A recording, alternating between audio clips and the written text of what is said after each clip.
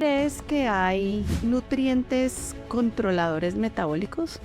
El pilar aquí siempre será cambios terapéuticos en el estilo de vida. Pero realmente la base de esto tiene que ser medidas nutricionales y medidas de actividad física. Porque además hay cosas naturales que en consumos excesivos pueden ser hepatotóxicos, o sea, me pueden llegar a dar una toxicidad en el hígado. Ya se ha estudiado algunos de esos productos, hay otros de los que sospechamos y resulta que tienen esteroides. Sí. Nos llegan pacientes con ganancia de peso, con el azúcar alta, con cataratas, con fracturas vertebrales derivado de esto. Ese hígado graso es un estado previo a la cirrosis hepática y a la pérdida de la función del hígado. De lo que más se enferman y mueren quienes tienen hígado graso es de enfermedad cardiovascular. Iniciando tu día con Glucerna, apoya el control de tus niveles de azúcar y mantén tu energía durante el día. Con su mezcla única con mioinositol, carbohidratos de lenta absorción y proteína, te apoyan desde el primer día para llevarte bien con la diabetes. Tener el control metabólico del cuerpo no es solamente hablar de controlar niveles de azúcar en sangre. Es mucho más que eso, sobre todo en personas que sufren de diabetes. Por eso hoy tengo a un gran experto invitado para que nos hable de este tema tan importante y es el control metabólico y sobre todo en pacientes con diabetes, el doctor Santiago Vallejo, médico internista y endocrinólogo. ¿Cómo estás? Muy bien, Lina, pues feliz de estar aquí contigo y te agradezco mucho este espacio para hablar de salud, de diabetes, de control. Control. Y eso es lo que muchas personas en este momento quieren hacer, el control metabólico, porque hay un gran interés por esto. Por esto, Santi, tú que eres así tan amigable, invita a nuestros oyentes y a los que están viendo este podcast a que le den like a este capítulo, pero ya. Bueno, sí, hablar de salud con personas que nos hemos preparado para ello es muy importante y por eso esto que Lina hace merece la pena de ser divulgado y de ser compartido. Por eso compartir, dar me gusta, etcétera, pues es fundamental. Y comentarnos sobre todo si quieren hacerle preguntas al doctor, vayan dejándolas por ahí, que yo les ayudo a contestarla. Después yo le paso las preguntas de ustedes. Doctor Santiago, vamos a empezar por un paradigma, y tú y yo lo hablamos cuando estábamos como organizando la temática de este podcast, y es, se pide la hemoglobina glicosilada, que es un examen de sangre que piden los médicos o el endocrinólogo o el internista, y ya con eso se cree que entonces, si sale bien ese parámetro de hemoglobina glicosilada, que estamos hablando del control del azúcar en la sangre de los últimos 3 meses aproximadamente en promedio, y ya, si sale bien, pues tenemos al paciente con diabetes bien controlado, váyase para la casa, todo está bien. ¿Tú qué opinas de eso? Pues digamos que ese ha sido el enfoque histórico. Cuando uno piensa en diabetes, pues piensa en niveles de azúcar en sangre elevados. Y por lo tanto decir que el azúcar está bien controlado o que la enfermedad está bien controlada, pues a todos se nos ocurre, pues significaría que los niveles de azúcar pues bajen. Y que con eso es suficiente para decir o catalogar que un individuo lo está haciendo bien en el tratamiento de su condición.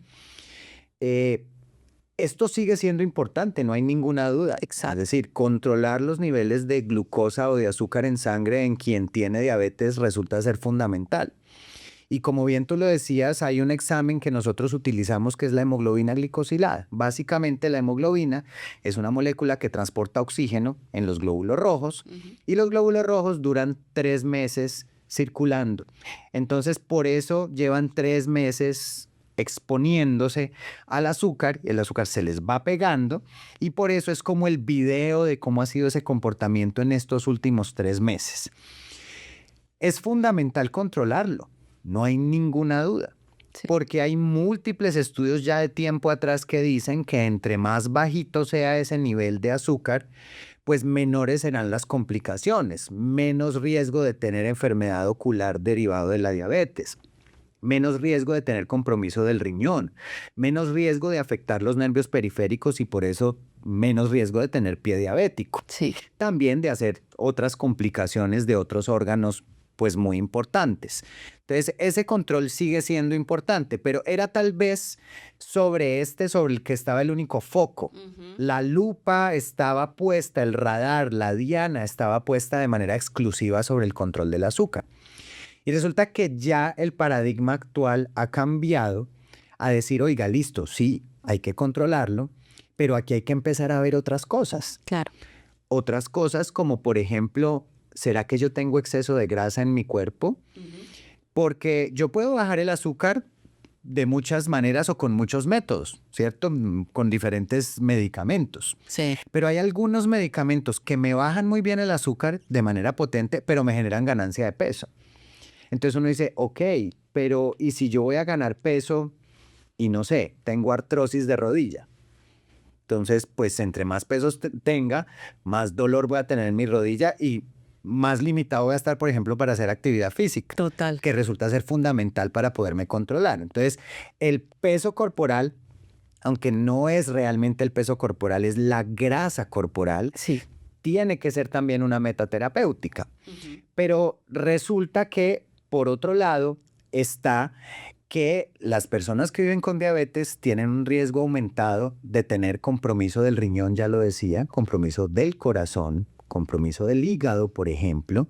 Entonces, hoy en día uno dice, listo, controle el azúcar, busque tener la menor cantidad de grasa corporal de la mala, que después podríamos hablar un poquito de eso, pero también impacta el riesgo cardíaco, el riesgo renal y el riesgo hepático.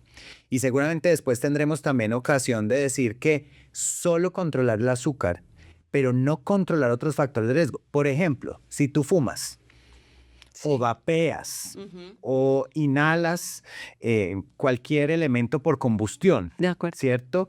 Pues listo, tienes el azúcar bien, pero ¿y el riesgo que para tus arterias supone esa conducta, por ejemplo? O eres muy sedentario o sedentaria. Entonces, por eso es que la visión se ha ampliado y es muy interesante porque nos lleva a pensar más en un individuo de una manera más integral. Sí. Y en el foco central no está el azúcar solamente, sino que está el individuo. Porque en últimas vinimos aquí fue a ser felices, ¿no? Y para poder ser felices tenemos que estar más saludables y eso no lo logramos solo con el control del azúcar.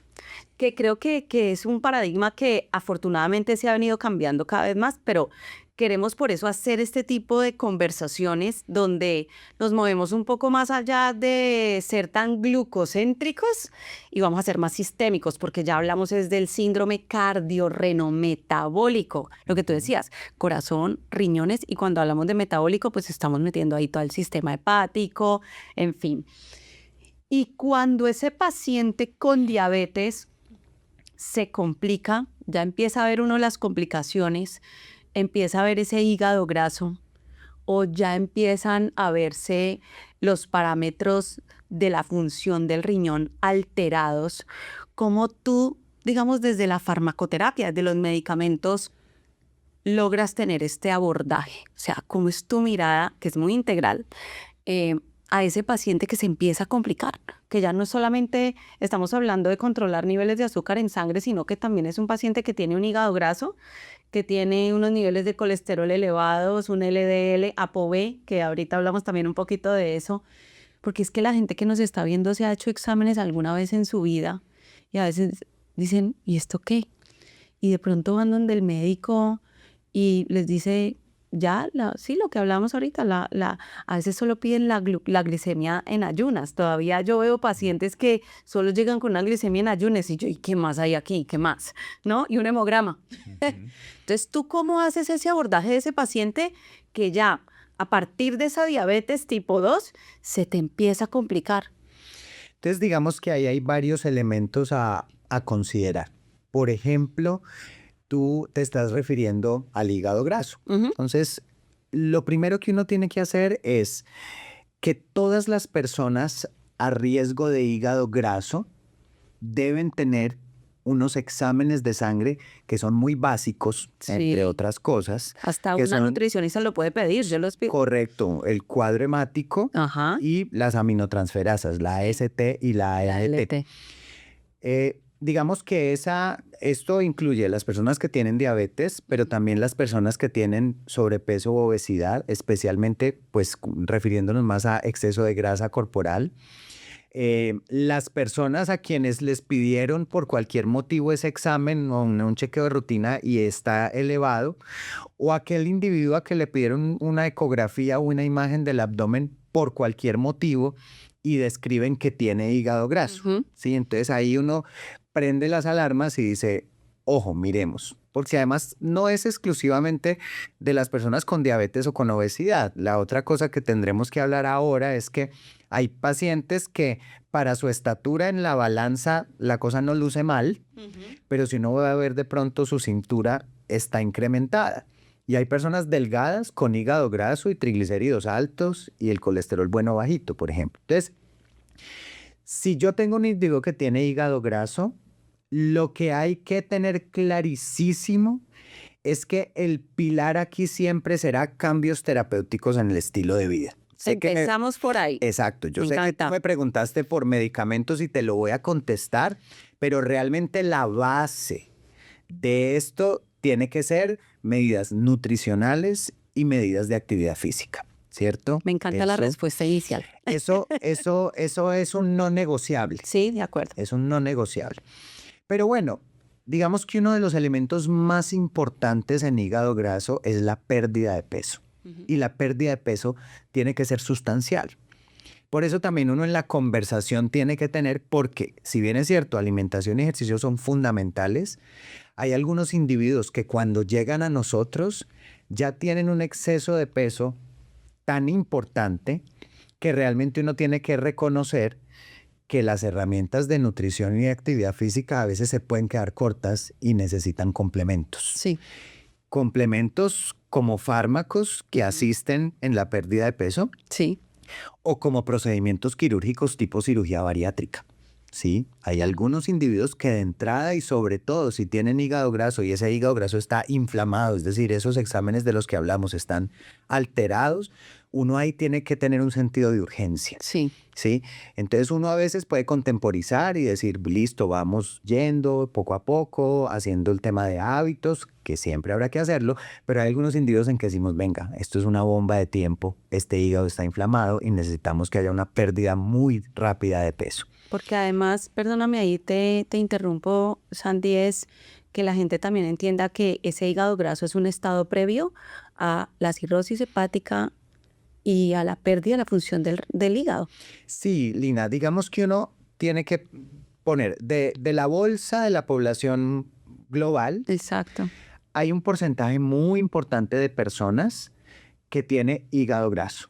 Es decir, que ese exceso de azúcar circulante después se volvió triglicéridos y que después esos triglicéridos se metieron en las células del hígado, Sí, ¿cierto? sí. Eso es hígado graso. Que entre otras cosas se estima que para el año 2050 haya más o menos 1.800 millones de personas en el mundo con hígado graso. Es decir, para una población mundial de 8.000 y tantos millones de Imagínate. personas. Es decir, es una cosa dramática. Dramática. Ahora, hay que entender, porque ahora tampoco quiero que todos salgan hígado despavoridos porque tengo hígado graso. Claro, obviamente hay que actuar, pero de todas las personas que tienen hígado graso, hay un porcentaje de ellas a quienes ese hígado se les inflama. Sí. Hay quienes no. Ahora, Ok. pues yo no recomiendo Probar, a ver. no, pues miremos a ver si a mí se me inflama o no se me inflama. Sí. De esos que se inflaman, esa inflamación lleva como un proceso de cicatrización del hígado. Y entonces se reemplaza tejido del hígado normal por tejido cicatricial que es no funcional. No sirve Y a eso nosotros le llamamos fibrosis. Claro. Y la fibrosis tiene diferentes estadios. Y el estadio final de la fibrosis se llama cirrosis. Sí. Hay algunas personas que piensan que cirrosis es cáncer Sí, hepático. sí. Realmente es una fibrosis del hígado que hace que no funcione adecuadamente. Ok. Pero ahora hablamos también de eso porque uno cuando habla de hígado graso lo primero que se le viene a la mente es cirrosis. Pero resulta que cuando uno está viendo hígado graso, de lo que más se enferman y mueren quienes tienen hígado graso es de enfermedad cardiovascular. Es decir que, claro, me tengo que preocupar por una potencial cirrosis, pero más que cirrosis, lo que a mí me está diciendo la presencia de hígado graso es que eso está amplificando mi riesgo cardiovascular. Lo que Total. pasa es que yo no puedo hacer una ecografía y en ella ver claramente la grasita de las arterias coronarias, ¿sí? En cambio aquí sí ya estoy viendo directamente grasa que está en mi hígado, pero así como hay grasa en mi tejido hepático, pues hay grasa alrededor de mis arterias cardíacas, Total. ¿cierto? Ese es un tema. Y la otra cosa es que el hígado graso, y especialmente el hígado graso que se inflama y que se fibrosa, confiere un riesgo aumentado de tumores malignos, no necesariamente de hígado. ¿Sí? Wow. Entonces fíjate que sí, la cirrosis importa, pero cuando yo estoy hablando de hígado graso, realmente estoy hablando de riesgo cardiovascular y de riesgo de cáncer. Sí. Entonces, esto definitivamente toca incidir sobre ello. Entonces, volviendo a la pregunta inicial que era, bueno, y entonces, si yo tengo, por ejemplo, una persona que vive con diabetes o que vive con obesidad Sí. y tiene hígado graso, pues existen unos medicamentos, digamos que han demostrado que generan pérdida de peso y que además hay uno específicamente que se llama semaglutida, que favorece pérdida de peso y que también tiene estudios en los que hay reversión de la fibrosis. Entonces, sin lugar a dudas, nosotros como médicos, pues en esos escenarios debemos optar por ese grupo de fármacos, ¿sí? Hay uno que se llama tirzepatide, llegó un poco más recientemente al país. Tiene un estudio, pero es fase 2, es decir, que todavía le falta un poco más, pero fíjate que ya vamos encontrando también estrategias farmacológicas para el hígado. Eso es hígado, ¿no?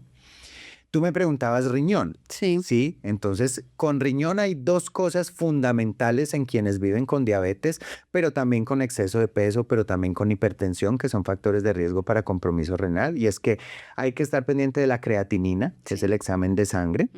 Pero la evaluación del riñón no queda completa solo con el examen de sangre, sino que hay que hacer un examen de orina que se llama albuminuria, es decir, presencia de albúmina en la orina, que es una proteína que no debería estar en la orina, pero cuando el riñón empieza a comprometerse, esa proteína empieza a aparecer en la orina. Es un examen también muy sencillo de laboratorio. Y con esos dos elementos, nosotros ya nos aproximamos y decimos, ojo, porque aquí empieza a haber temas de riñón. Y cuando hay temas de riñón, entonces, obviamente, dependiendo del grado de disfunción renal, las estrategias nutricionales son fundamentales y ahí sí que hay que hilar fino y ahí sí que necesitamos a los nutricionistas para que dependiendo del grado de disfunción renal se oriente, porque tampoco los podemos meter a todos en la misma bolsa. Sí. Y en el caso puntual de diabetes, también hay dos tipos de fármacos que resultan, que han demostrado protección renal. Sí, hay un grupo terapéutico que se llaman los inhibidores de SGLT2. En Colombia hay uno que se llama empagliflozina y otro que se llama dapagliflozina. La semaglutida de la cual te hablaba ahora en términos de hígado también ha demostrado beneficio renal. Y hay unos medicamentos adicionales para el control de la presión arterial que nosotros utilizamos incluso en no hipertensos para proteger el riñón. Y bueno, ya viene habiendo como un grupo de medicamentos que sirven para esto. Por eso te decía, dentro de varios antidiabéticos, probablemente todos bajen el azúcar, pero no todos impactan de la misma manera el beneficio sobre el riñón. Entonces Exacto. eso hay que mirarlo. Y por eso abrí con esta pregunta y con estas dos preguntas de ir más allá de solo el control glucémico, sino que hay un problema sistémico o pueden haber problemas sistémicos. Y no estamos hablando solamente del paciente con diabetes tipo 2, sino de personas con sobrepeso y obesidad, que podemos estar hablando de más de la mitad de la población en el mundo, ¿cierto? Como te gusta la nutrición, un poquito. No soy muy conocedor, pero es muy importante. Pero por eso aquí viene la siguiente pregunta, Santi, y es, tú me respondiste, antes de medicamentos te tengo que decir que el no negociable es cambios en estilo de vida. Y aquí viene la alimentación. Y mucha gente cree que existe la dieta ideal para el control metabólico. control de azúcar en sangre, control de el perfil de lípidos en sangre, o sea, de colesterol, triglicéridos, control del hígado graso. Y realmente hemos visto que en las diferentes guías, pues esa dieta ideal como tal no existe. ¿Cuál es tu recomendación cuando se habla de la dieta para control metabólico? Yo creo que ese es un tema muy importante. Yo creo que en esta época de redes en la que o queremos encasillar o, o nos quieren encasillar a todos como en un mismo patrón, ¿sí? Ayer tuve la oportunidad de conversar con una persona que me estaba transportando entre Pereira y Manizales. Yo soy de Pereira. Y me estaba contando que habían comentado en algún momento que en uno de estos programas de atención a la desnutrición infantil, a una comunidad indígena en Risaralda le habían llevado como unos mercados, ¿sí? Mercados que no tenían nada que ver con los hábitos nutricionales de esa población. Y entonces las compotas que les habían enviado para los niños, las señoras se las estaban aplicando en el pelo. ¡Ay! Y la leche en polvo la estaban utilizando para demarcar una cancha de fútbol. ¿Sí? Eso, digamos que él me lo comentó, pues diciendo que el colmo, que cómo les están dando y miren que no. Y yo después le dije, ese es el tipo de intervenciones que se hacen cuando quien hace la intervención quiere para la comunidad lo que él quisiera. Exacto. No conoce a su paciente, Exactamente. a la persona. Exactamente. Entonces, lo primero es que no todos tenemos la misma cultura nutricional. Total. No todos crecimos conociendo el mismo grupo de alimentos, ¿cierto? Por ejemplo, nosotros aquí en el centro de Colombia, sí, o bueno, aquí en Cali, en el suroccidente, ¿cierto? Si a mí me entregan una receta con ñame, Sí, no tenemos ni idea qué hacer con pues eso. creo que a veces muchos de nosotros ni siquiera lo podríamos reconocer Sí. en donde lo podemos comprar, ¿sí? Diferente de lo que pasa en la costa norte colombiana, en la que es un producto habitual. Entonces, lo primero es que nosotros tenemos que saber que la cultura de la alimentación es diferente en todos los individuos, Sí. ¿cierto? Por lo tanto, buscar la dieta ideal para todo el mundo, pues simplemente es imposible. Sí. Solamente desde el punto de vista de gustos, de preferencias, de posibilidades económicas. Entonces yo no me gano nada con una dieta hermosa que finalmente o yo no voy ni a empezar, porque es que hay individuos que ni siquiera la empiezan, ¿cierto? Porque dicen, esto no es conmigo. O lo que tal vez es más retador, porque frecuentemente las empiezan, pero no las sostienen. Sí. Que es lo que uno dice, bueno, más que dieta, y ustedes nos han enseñado mucho a nosotros, pues es que dieta es como comemos, Lo que ¿cierto? comemos. Realmente dieta no tiene por qué tener como una concepción negativa, ni de restricciones, ni este tipo de cosas. Entonces, eso es lo primero que es fundamental. Nosotros los médicos, lo reconozco, muy frecuentemente centramos nuestras recomendaciones nutricionales, entre otras cosas frecuentemente equivocadas, en el no, Sí. en lugar del sí, ¿cierto? Entonces, no coma esto, no coma esto, no coma esto, no coma esto. Y una pregunta frecuente de los pacientes es, ¿y entonces qué como? ¿Sí? Entonces es mejor dar opciones de lo que sí. En esto pues tú eres experta sin lugar a dudas, pero es lo que yo veo y lo que percibo en el día a día. Entonces eso es fundamental tenerlo en cuenta. Yo tengo que, y a veces incluso uno está apurado porque quiere que su paciente baje más rápido el azúcar, baje más rápido el colesterol y eso, pero a veces cuando yo le cambio todo a un individuo, de pronto termina abrumándose con la recomendación y a veces es hasta mejor dar pequeños pasos en lugar de una cantidad de cosas que terminan siendo difíciles de concretar. Esto como desde lo social, lo comportamental, las posibilidades de adherirse o no a un plan nutricional. Sí. Ahora, existen algunos patrones de alimentación que es más lo que las guías nos dicen. Hay algunos patrones de alimentación que no se centran específicamente en este alimento, sino en el conjunto, ¿sí? En el Exacto. conjunto de alimentos. Y sí, hay algunos que han demostrado optimizar los niveles de la glucosa, que han mostrado optimizar el riesgo cardiovascular y los eventos cardíacos, ¿cierto?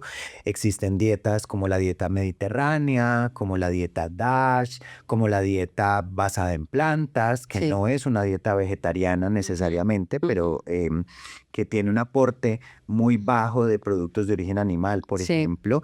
Em, Digamos que estos son patrones de alimentación, algunos que son bajos en carbohidratos, pero ahí ya empezamos en unas fronteras que seguramente hablaremos ahora, total. porque digamos que la dieta perfecta no necesariamente es para todo el mundo, porque además hay algunos patrones nutricionales que me pueden cuadrar algo, pero descuadrar Me algo. descuadran Y otro. entonces a veces uno necesita más bien encontrar un balance de tal manera que de pronto, bueno, no impacte tanto el azúcar como quisiera, pero no deteriore otros marcadores que a la par también suponen riesgo. Sí, que ya vamos a hablar de eso. Cuando hablamos de patrones de alimentación, porque es que a la gente le cuesta entender este concepto de patrón.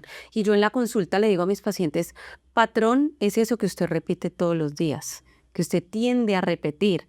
Mi patrón es que me levanto y me cepillo los dientes y lo, ¿sí? El patrón de estos patrones de dieta mediterránea, dieta DASH, dieta basada en plantas, comparten algo y lo describíamos en el consenso de expertos que se publicó el año pasado del manejo nutricional en el paciente con diabetes tipo 2, es ¿qué comparten estos patrones? Pues mira, lo básico es lo que tú decías ahorita, es deje de decirle a la persona que no come, sino que tiene que comer, sobre todo enfocarse en lo positivo. Entonces hablamos de fibra, ¿cierto?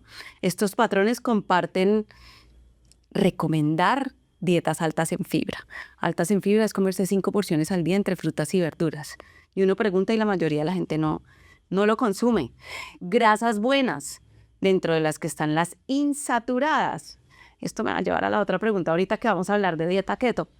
Menos predominio o menos participación de carnes rojas y ultraprocesadas como los embutidos dentro de la dieta habitual, más carnes blancas. Entonces, esto es lo que comparten como, y todas limitan el azúcar, y todas limitan el alcohol, y todas limitan ultraprocesados, pero son patrones diferentes que comparten esto, que se ha demostrado, digamos, con evidencia científica, que sí logran este control metabólico a nivel generalizado, o sea, todo lo que tú decías ahorita.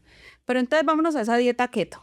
Yo sí quiero hablar de esto porque alguna vez incluso tú me llamaste y me dijiste, Lina, tengo un paciente haciendo keto que va súper bien acá en control de azúcar en sangre, pero se pifió en niveles de colesterol. Porque es que la dieta keto se volvió la moda, ¿no? Y la última panacea. ¿Cuál ha sido tu experiencia?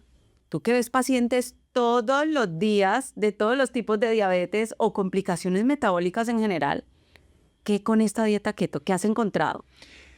Yo quisiera empezar y tú me corregirás Sí. también, como desde la historia de la dieta keto, Sí, porque porque tenemos que aclarar que esta keto que hacen hoy en día no es la keto, no es exacto, es la keto decir, original. cuando se describió la dieta keto, entiendo que lo que se hizo fue diseñar Sí, un producto eh, con muy baja cantidad de carbohidratos, ¿sí? exacto. O sea, sí, sí, Y sí. que digamos que tenía una composición específica, Ujú. estudiada y recomendada, básicamente un polvito pues como de un caldo, me corregirás, un suplemento que era una dieta medio astronauta, ¿no? Era medio astronauta porque es que además, ojo que esta dieta era y sigue siendo porque se sigue usando como terapia para el manejo de personas con epilepsia, ¿sí? Ujú.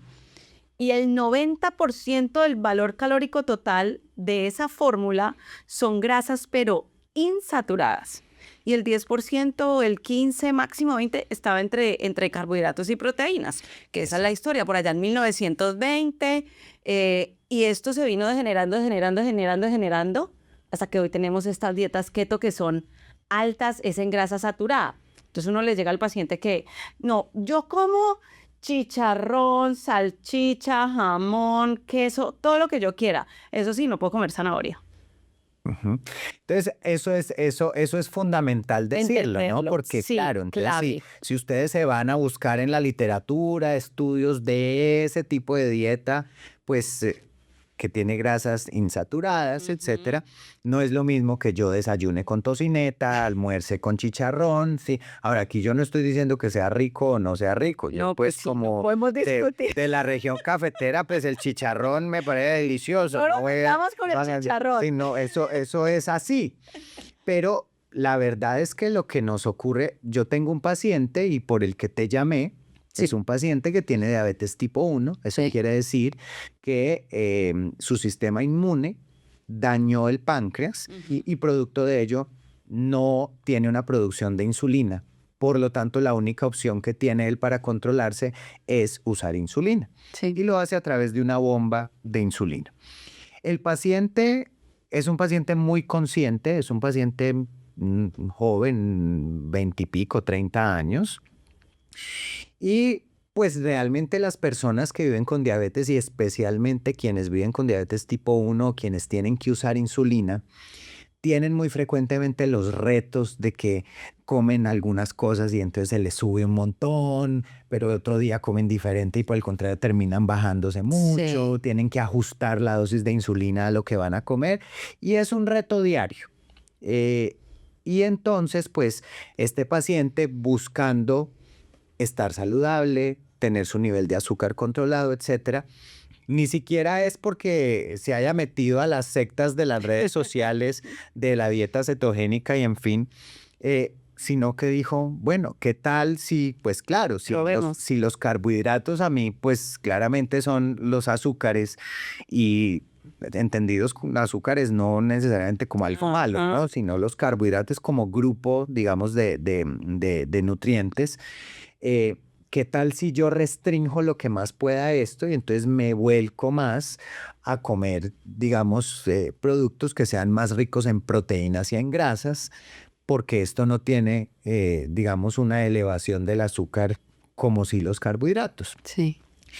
Y nosotros cuando vemos a esos pacientes de bomba, entramos a Al como al software. software que le permite a uno mirar las curvas del azúcar y la curva de este pelado absolutamente plana. Es decir, Perfecta. ni subidas ni bajadas el azúcar, pero como si no fuera diabético, ¿sí? Un tiempo en rango del 95%. Eso quiere decir que el 95% del tiempo él estaba en rango normal, que eso para Controlado. una persona con diabetes pues es medio hazaña.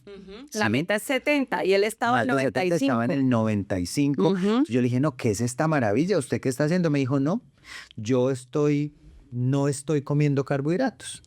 Inicia el día con el nuevo Glucerna Sabor Cappuccino. Un sabor que te acompaña a tus mañanas y que ayuda a estabilizar tus niveles de azúcar en solo 4 semanas. Con mioinositol, fibra y proteína. Nuevo Glucerna Sabor Cappuccino. Inicia tus días con control y pruébalo ya. Entonces ahí mismo se me prendió el bombillito y le dije, bueno, cuénteme un poquito más de eso. No, pues yo lo que es que estoy comiendo unas porciones grandes de carne, me como más huevos, el queso, este tipo de cosas.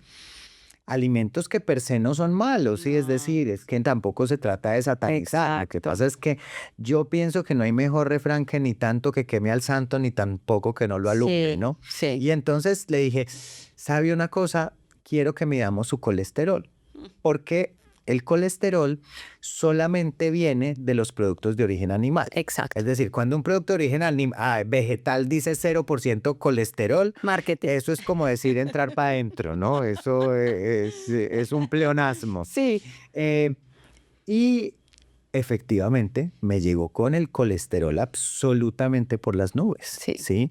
De hecho, él se sintió muy frustrado y Ay, para mí fue, digamos, un poco difícil porque claro, él estaba muy feliz, nuevamente volviendo al tema de esta conversación, porque su azúcar estaba muy bien. Sí. Pero resulta que lo que se mete a las paredes de las arterias y las tapona es el colesterol. De acuerdo. Entonces, pues estoy mejorando una cosa, pero afectando la otra, afectándola al punto que dije, bueno, usted tiene que tener una valoración por nutrición para poder, digamos, no sacrificar necesariamente estos beneficios, pero reorientar sin lugar a dudas cómo lo está haciendo, y lo tuve que medicar para el colesterol. Imagínate, la frustración, claro. Él estaba feliz porque había logrado controlar sus niveles de azúcar, pero estaba teniendo unos malos resultados en otros parámetros. Yo tuve una experiencia con una bebé con diabetes tipo 1, 18 meses, y el papá de ella también tenía diabetes. El papá era diabético tipo 2, tiene diabetes tipo 2, y él, cuando me la llevan a consulta, la primera es que la niña tiene diabetes tipo 1 y queremos pues como organizar la alimentación. Cuando yo empiezo a hacer el análisis de la dieta de la niña no comía carbohidratos, no le daban frutas. Y la niña, realmente también uno de los motivos de consulta es la niña tiene un estreñimiento terrible. Los padres en el miedo de que no, a la niña no se le subiera la glucosa en sangre, pues no le daban carbohidratos. Entonces, básicamente, pues una bebé de 18 meses ya no le tenían que poner ni siquiera la insulina. Pues porque sin carbohidratos. Y yo les expliqué y les dije, no, miren, o sea, esto no, la nutrición, por eso es que dieta keto tampoco está avalada para pacientes ni siquiera con diabetes tipo 2. Puede que hayan dietas bajas en carbohidrato y muy bajas en carbohidrato que simulan un poco lo que pasa con la dieta keto, pero con el cuidado del tipo de grasas que debe consumir esta persona. Porque si no pasa esto. ¿Tú crees que hay nutrientes controladores metabólicos? O sea, ¿tú crees que pueden haber nutrientes, ahorita que estamos hablando de tipos de grasas, que hemos hablado de fibra, que hemos hablado de carbohidratos, ¿crees que hay nutrientes que son controladores metabólicos? Pues te voy a contar otra anécdota Me gustan las anécdotas. para hablar de realmente cómo los alimentos pueden ir a favor o en contra de, por ejemplo, el control del azúcar, Sí. ¿sí? Para llegar finalmente a la respuesta de algunos nutrientes que pueden modular o que pueden ayudar en el control metabólico. Cuando yo me estaba formando como endocrinólogo, estaba una paciente con diabetes gestacional, es decir, durante el embarazo le dio diabetes y también tenía estos monitoreos de la glucosa, y mi profesora le decía, pero ¿por qué después del desayuno se le está subiendo tanto? ¿De qué está desayunando? Entonces, no sé, le dijo que tomaba algo con leche, por ejemplo. Y entonces dijo, bueno, ¿y qué leche está utilizando? Entonces le dijo, no, pues leche deslactosada, ¿sí? Eh, Resulta que en Colombia, pues a la leche deslactosada, tú me corregirás, les hacen un proceso, la predigieren, y entonces la lactosa, que es un azúcar de 2 carbohidratos, ya rompen ese enlace y quedan carbohidratos simples listos para absorberse. Por eso sabe dulce, ¿Sí? la leche deslactosada, Ya la glucosa y la galactosa, queda esa glucosa libre. que ya está lista para absorberse. Entonces, claro, eso desde el punto de vista, yo no estoy diciendo que la leche lactosada sea buena, regular o mala. Simplemente estoy diciendo que para este caso puntual, porque claro, si hay intolerancia a la lactosa, etcétera, pues seguramente habrá que usarla, o gustos, bueno, en fin. Pero para el tema del azúcar, pues claro, se absorben más rápido los azúcares de la leche. Sí. Y pues eso representaba esto, ¿no? Y resulta que le dice mi profesora, bueno, ¿y a usted quién le dijo que tomara esa leche lactosada? Y dijo el doctor Santiago Vallejo, que era yo, que era el recién aterrizado allá, que dando recomendaciones sin tener ni idea, ¿no? Que es lo que pasa hoy en día todo el tiempo en redes sociales, da una mea culpa complejo. Entonces, fíjate cómo eh, un tipo de alimento con algunos nutrientes puede ir en contra del control metabólico. Pero para responderte la pregunta, pues todo lo contrario ocurre con otros alimentos, por ejemplo, los que son ricos en fibra, Sí. ¿cierto? Que lo que hacen es enlentecer el vaciamiento gástrico, por ejemplo, hacer lo mismo hacen las grasas buenas, por ejemplo, hacer que los alimentos lleguen a mi estómago y se tomen más tiempo en llegar al intestino, que es donde se absorbe. Entonces, esto puede hacer que los azúcares o los carbohidratos no suban tan rápido a mi sangre, sino que más bien se vayan como entregando, digo yo, por cuotas, Ujú. y es más fácil de manejar un contexto de que me va llegando poco a poco a que me llega un bombazo de azúcares que no tengo bien cómo manejar, Sí. ¿sí? Hay nutrientes también o alimentos que son muy importantes para la microbiota, por ejemplo. Ujú. Es decir, para esas bacterias que nosotros tenemos en el tracto gastrointestinal. Y resulta que esas bacterias también hay un grupo de bacterias que son chéveres y hay unas que no lo son tanto, dependiendo de lo que comemos, etcétera. Y eso tiene un impacto metabólico que cada vez reconocemos más. Entonces la respuesta es sí, no hay ninguna duda, que por eso decíamos que la parte nutricional es fundamental, porque lo que me como impactará directamente sobre mis controles del azúcar y sobre mis controles de otros paraclínicos y parámetros importantes. Totalmente. Aquí es destacar entonces fibra, destacar grasas insaturadas y para hablarle en español a la gente, sobre todo la mono. La monoinsaturada ha mostrado tener un efecto metabólico interesante, sobre todo sobre niveles de GLP-1 que interesa tanto hoy en día, de cómo subir el GLP-1, que es una hormona, me corriges, no, es una Así es. que se produce en las paredes del intestino y que nos dan esa sensación de saciedad y mejoran el control del azúcar en sangre. Esa grasa insaturada o monoinsaturada está, por ejemplo, en el aguacate, está en el aceite de oliva, principalmente en estos dos alimentos. La poliinsaturada también es una grasa interesante en las nueces, en los frutos secos. Entonces, tener este consumo de alimentos junto con los carbohidratos, ojalá con más fibra, complejos, nos ayudan a regular esos niveles de azúcar en sangre. Súper interesante. O sea, sí hay nutrientes que pueden modular la respuesta. Comer compuesto, o sea, comer el carbohidrato con proteína y con grasa y con fibra, mejora la respuesta glucémica, ¿no? Así es, así es. Definitivamente. Por eso también muchas veces se dice el orden en el que se comen los nutrientes, por ejemplo, pero también mezclarlos, porque esto también complementa, ¿no? Como pasa, por ejemplo, con el Sí. tema de las proteínas que son de origen vegetal, a veces Ujú. necesitan empujoncitos con otros alimentos Sí. para que su perfil de aminoácidos sea el adecuado. Entonces, por eso es que volvemos al tema de los patrones, es decir, platos que también tú me lo dirás, entre más coloridos sean, entre más variados sean, entre Así más es. grupos de alimentos tengan, pues mucho mejor, entre otras cosas, porque en esta época de la moda de los suplementos, resulta que se nos olvida que la mayoría de los nutrientes, de los elementos, de los oligoelementos y de las vitaminas los tenemos que obtener es a través de la alimentación. Hay algunos casos específicos en que hay que suplementar porque hay Sí. enfermedades, porque hay condiciones,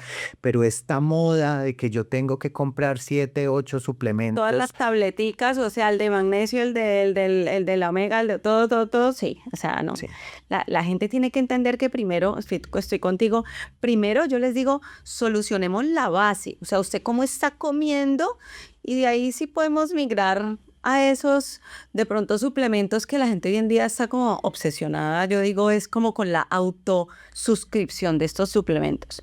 Entonces pasemos a suplementos.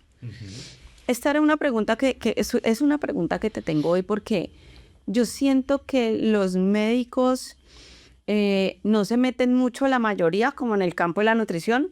Me parece fantástico que nos remitan, pero sí creo que deben tener como esa formación mínima para dar una recomendación nutricional. ¿Cómo ves tú? No suplementos a la ligera, la pastillita de magnesio, la pastillita además o el adaptógeno y estas cosas raras que se llenan también a veces, sino fórmulas nutricionales especializadas en diabetes, llamémoslas por su nombre, porque es que no es lo mismo un suplemento XYZ que una fórmula nutricional especializada en diabetes. O sea, estas fórmulas que son diseñadas nutricionalmente con todo para el manejo del paciente con diabetes. ¿Cómo lo ves tú? digamos que me parece que también es interesante disponer de ellas Sí. y entender cuál es el papel que pueden jugar en individuos que viven con diabetes. tal y como lo habíamos dicho, siempre pensamos en primera instancia en alimentos, Sí, ¿sí? Es decir, porque también es una pregunta del día a día. total. Venga, ¿será que yo me compro este tarrito, me lo tomo, etcétera? Entonces uno lo que siempre tiene que hacer de manera juiciosa es, bueno, venga, ¿cuál es el objetivo? ¿Sí? ¿Cuál es el objetivo que perseguimos? Entonces ahí nuevamente tenemos que llegar al tema de la individualización. No hay un individuo que viva con diabetes que se parezca al otro. Exacto. Me Sí. encanta lo que acabas de decir. Entonces eso es fundamental. Entonces, por ejemplo, el 80% de las personas que viven con diabetes tienen sobrepeso u obesidad, Sí. pero hay un 20% que no. Entonces, uno ahí tiene que empezar a decir, listo, entonces mi aproximación no es igual a uno que a otro, ¿sí? Entonces, por ejemplo, se ha demostrado que estas fórmulas nutricionales diseñadas para la diabetes en personas que tienen sobrepeso u obesidad pueden ser útiles como reemplazo, por ejemplo, de alguna de las comidas. Léase, por ejemplo, desayuno, ¿cierto? Sí. Entonces yo puedo reemplazarlo utilizando esta fórmula, ¿no? Que ahí también podemos caer en el tema de, no, entonces yo me como mi desayuno, mi buen almuerzo, mi buena cena, y entonces por allá de media tarde o de media mañana me tomo la fórmula y resulta que yo tengo un tema de peso. Sí. Entonces ahí tengo que tener cuidado, porque si bien es reemplazan. cierto, pues están diseñados, tienen unos carbohidratos de absorción lenta, tienen un perfil de proteínas y de grasas que son interesantes, pues a veces puedo terminar quedando con más calorías de las que necesito. Sí. Entonces ahí es más bien como reemplazo, ¿no? Reemplazando. También pasa todo el tiempo que los pacientes, no sé, que viven con diabetes tienen situaciones, yo he tenido, no sé, jueces, por ejemplo, ¿sí? Dicen, no, es que yo estoy en una audiencia, entonces de pronto no puedo almorzar.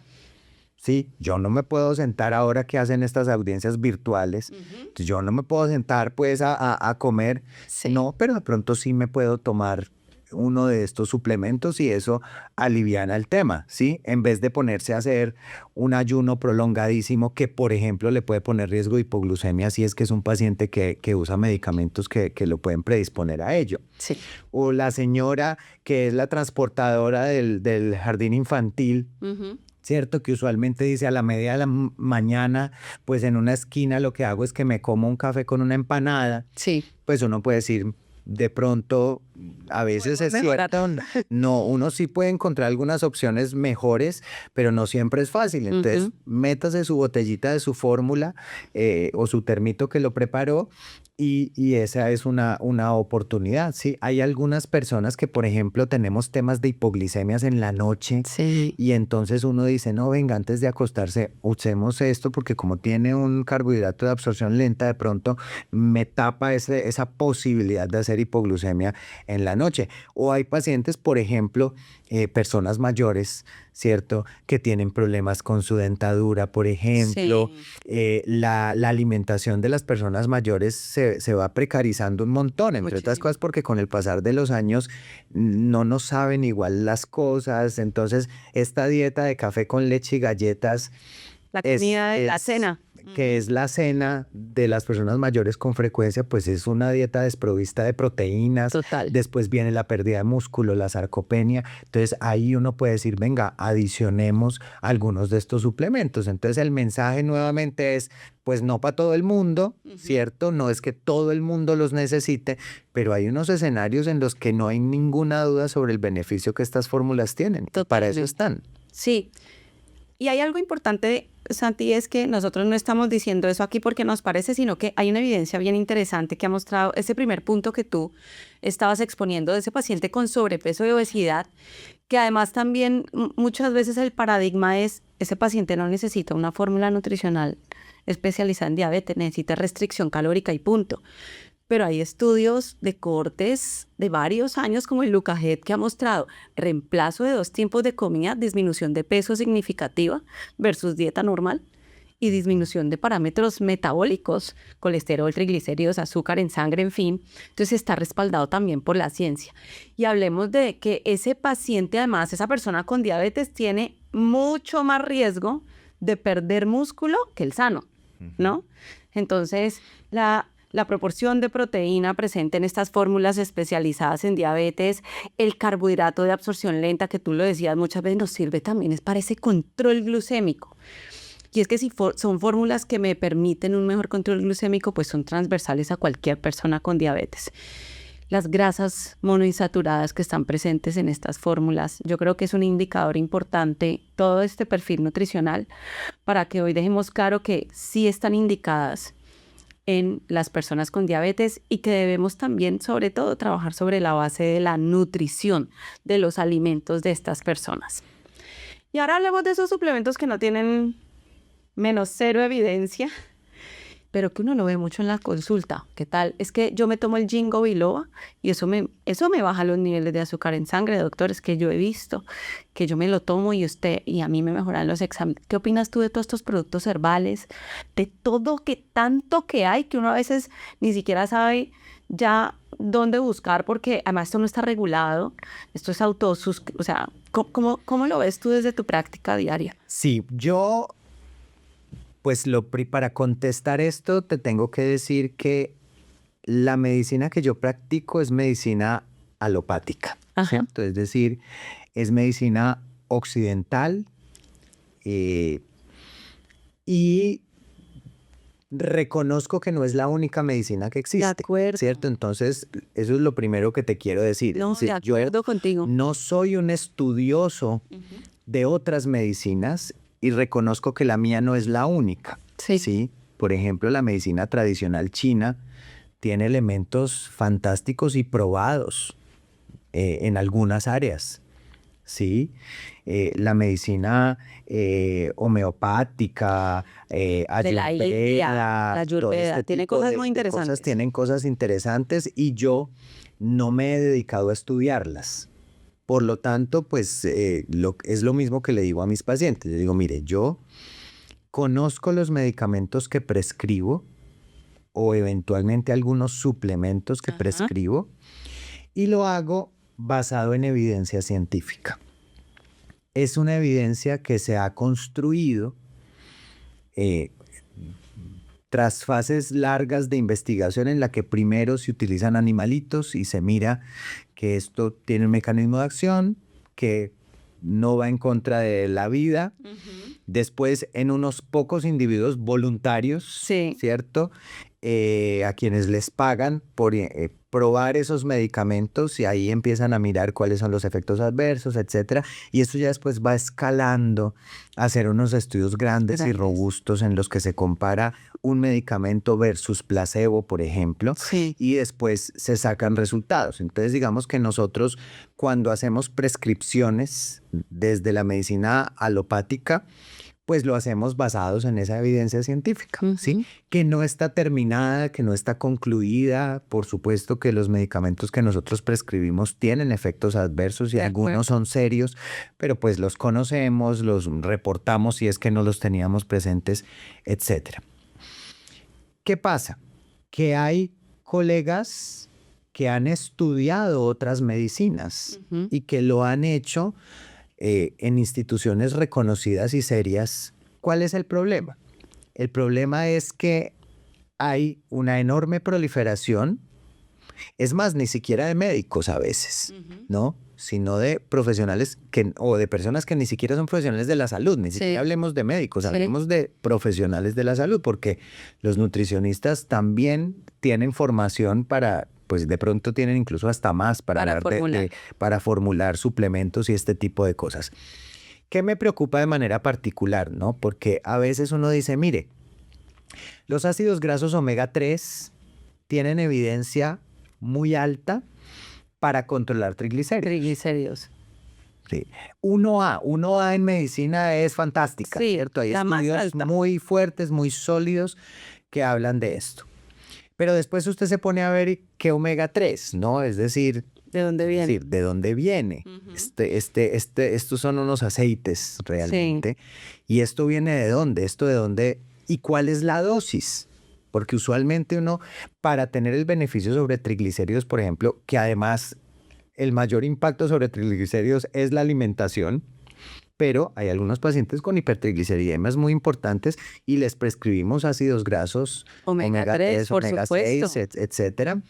Pero uno se pone a ver y las dosis debe ser 2.5 a 3 gramos al Sí, día, ¿cierto? sí. Usted tiene que quedar casi que oliendo a A pescado, pescado. realmente. Y uno se ve el omega 3 que las personas están consumiendo y son 500 miligramos. Es decir, eso, pues primero es una dosis muy pequeña. Sí. Pero la otra cosa que nos preocupa mucho es la calidad de los productos que se están ofreciendo. Y tengo que decir con muchísima tristeza, y lo digo por el país en el que vivo, que es Colombia, que lo amo y lo adoro, pero nos hemos encontrado con muchos productos herbales Sí.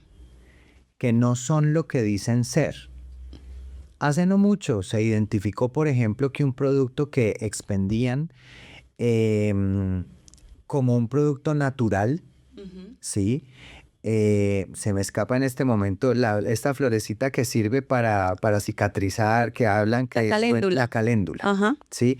Entonces decían que era un compuesto a base de caléndula y resulta que la gente se tomaba esto y se le quitaba cualquier dolor de una manera milagrosa. A nosotros los médicos eso nos sonaba como raro, ¿no? Sí. Pues porque dijimos...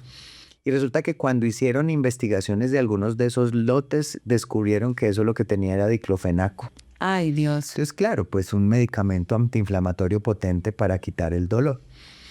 Y nosotros todos los días nos encontramos que no, que es que me están recomendando esto para los dolores articulares y es lo único que me los quita. Y uno Sí. ve el producto y el producto dice que son vitaminas. ¿Sí? Y también nosotros los endocrinólogos ya se ha estudiado algunos de esos productos, hay otros de los que sospechamos y resulta que tienen esteroides, Ay, Dios. ¿sí? Que son unos antiinflamatorios potentes que tienen una cantidad de efectos adversos. Es decir, Secundarios, sí. nos llegan pacientes con ganancia de peso, con el azúcar alta, con cataratas, con fracturas vertebrales derivado de esto. Entonces, lo primero es, venga, este suplemento del que me están hablando, ¿tiene evidencia? Ujú. ¿Tiene evidencia para qué? Sí. Sí, es decir, yo me lo voy a tomar ¿por qué objetivo persigo? Sí, de acuerdo. Lo segundo es, listo, está muy bien, tiene evidencia. Entonces la siguiente pregunta que me tengo que hacer es, bueno, ¿y cuál de estos compuestos, no? Porque uno encuentra que hay diferentes tipos de estos suplementos, ¿sí? Y entonces yo digo, bueno, ¿será que yo lo estoy adquiriendo de un laboratorio que sea confiable, que no lo sea? No sé. No sé. Algunos no tienen registro, pero lo peor es que hay algunos que hasta tienen registro. Exacto. Allá ¿Sí? voy. Entonces, Sí. entonces, este es el problema. Yo lo que creo es que uno se tiene que acompañar de profesionales, que uno tiene que estar clarísimo en esto, que cuando quien le está proponiendo a uno usar este tipo de suplementos no es un profesional de la salud, uno tiene Dúdelo. que, pues, pensarlo dos veces, porque este cuento de que como es natural, entonces, pues, al menos no me hace daño, Sí. no necesariamente resulta ser así. Exacto, exacto. Y ese es el mensaje final para el cierre de esta pregunta y es, no todo lo natural es inocuo. Porque además hay cosas naturales que en consumos excesivos pueden ser hepatotóxicos, o sea, me pueden llegar a dar una toxicidad en el hígado. Mira, yo supe por una amiga nefróloga que hay personas en diálisis por tomar jugo de carambolo, Imagínate, por ejemplo. pero en exceso. Entonces, Claro, todo en ¿sí? exceso es malo. Entonces, todo en exceso es malo. Lo que hemos Entonces, tratado de transmitir durante todo este podcast es ni la proteína en exceso, ni la grasa en exceso.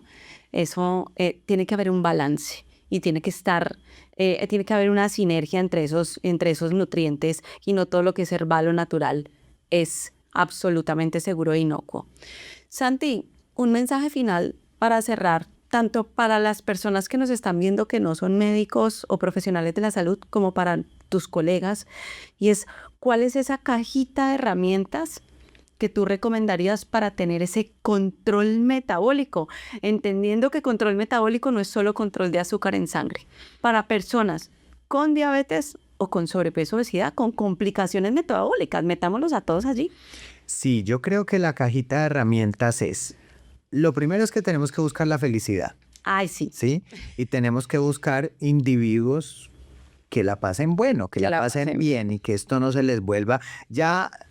Ustedes quienes tienen un diagnóstico o para nosotros los médicos que todo el tiempo estamos frente a personas con diagnósticos, ya bastante tienen con tener ese diagnóstico y tenerlo que cargar, ¿cierto? Como para que les hagamos la vida más a cuadritos. Sí. Lo primero es eso, realmente en el centro el paciente, su bienestar y su felicidad.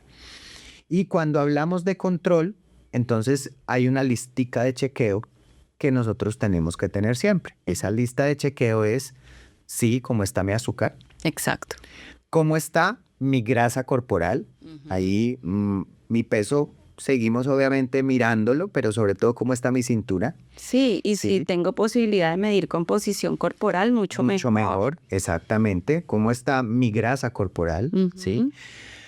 Cómo está mi presión arterial, cómo está mi colesterol, ¿sí?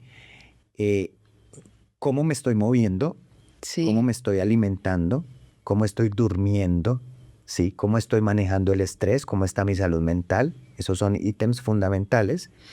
Y ya órganos específicos, cómo está mi corazón, cómo está mi hígado, cómo están mis riñones, ¿sí? Total. Eso es como todo lo que yo tengo que mirar para poder ir ajustando cada uno de esos ítems y eso permitirá que mi condición de salud esté mucho mejor y que por lo tanto podamos llegar a estar felices y a estar tranquilos.